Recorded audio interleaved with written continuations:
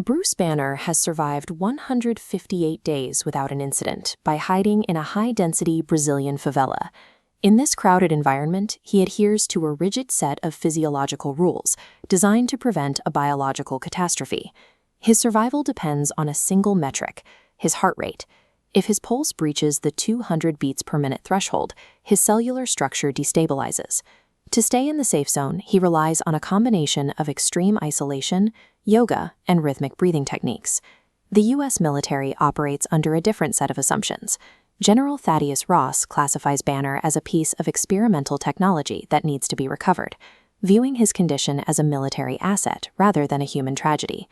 This delicate balance collapses due to a minor workplace accident. A single drop of Banner's blood falls into a soda bottle at his factory, eventually causing gamma sickness in a consumer thousands of miles away and giving the military a direct path to his location. When the military raid begins, it becomes clear that hiding is no longer a viable strategy. You cannot outrun a biological signature that is written into your own blood. General Ross's objective is the revival of a lost World War II super soldier program. He intends to use Banner's irradiated blood to create a new generation of biologically enhanced infantry.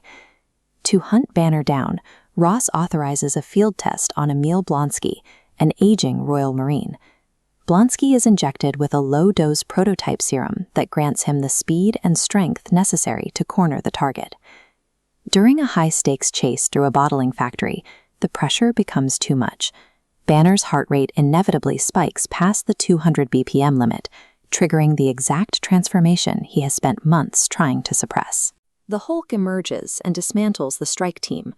The encounter demonstrates the massive gap between standard military force and a gamma-powered organism. Ross claims his mission is to contain a threat and prevent damage. In reality, his aggressive tactics create the exact conditions that force the Hulk to appear. Banner returns to Culver University to test his first hypothesis for a cure. He believes that by retrieving his original pre-mutation baseline data, he can reverse engineer a way back to his human form. The plan hits a wall immediately. The military has scrubbed the institutional servers, leaving Banner with no scientific starting point and no access to his own research. His presence on campus also puts his ex-girlfriend, Dr. Betty Ross, in immediate danger. By trying to reconnect with his past, he inadvertently pulls her into her father's military net.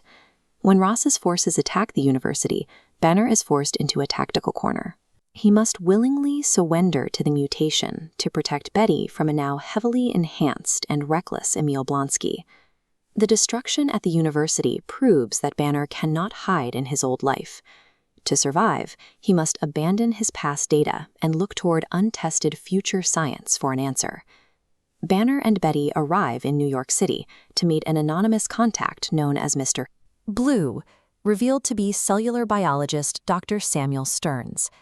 They intend to test a radical clinical trial that could act as a permanent suppressant. The procedure is grueling. Stearns administers a chemical agent that successfully forces the Hulk back into a human state, proving that the transformation can be biologically overruled. However, the trial reveals a hidden agenda.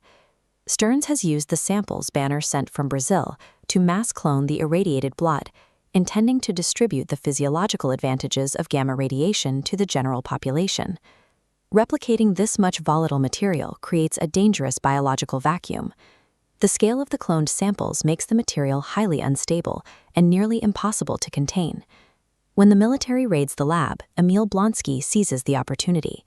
He forces Stearns to inject him with the cloned blood, mixing the super soldier serum in his veins with Banner's concentrated DNA. The result is the Abomination, a creature far stronger and more violent than the Hulk. The attempt to erase his own power backfired. By seeking a total cure, Banner unknowingly provided the fuel for a soldier who was willing to sacrifice his humanity to obtain it. The Abomination begins a rampage through Harlem. Standard military weaponry and tactics prove entirely useless against a monster specifically designed to withstand them. Watching the devastation, Banner realizes the cure he spent years chasing is now a liability. Without the Hulk, there is no one left with the biological capacity to stop the Abomination. Banner chooses to make a tactical sacrifice.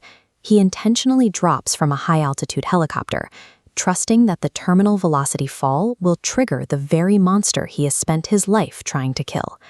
The final battle isn't just a test of strength. While the Abomination has superior raw power, the Hulk is guided by a human desire to protect Betty, providing him with the focus needed to win. By sparing the Abomination's life, the Hulk proves that his power is governed by human restraint, not just chemical aggression. A month later, Banner settles into a remote cabin in British Columbia.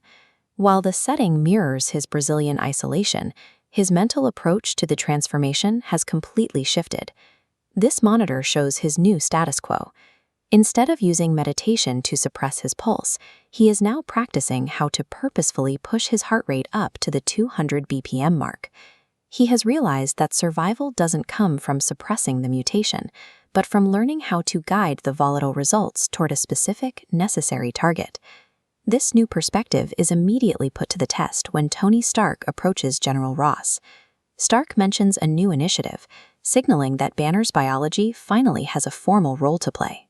Bruce Banner has transitioned from a hunted scientist fleeing a curse to a hero capable of aiming his inner demon at a specific target. He is no longer running from the clock. He is the one who sets it. And that's how the incredible story comes to an end. Every decision, every sacrifice, and every battle led to this unforgettable finale. If you enjoyed this movie recap, don't forget to leave a like and subscribe to the channel for more detailed movie explanations and cinematic story recaps. Also, hit the notification bell so you'll be the first to know whenever we upload a new video. Thanks for watching, and I'll see you in the next movie recap.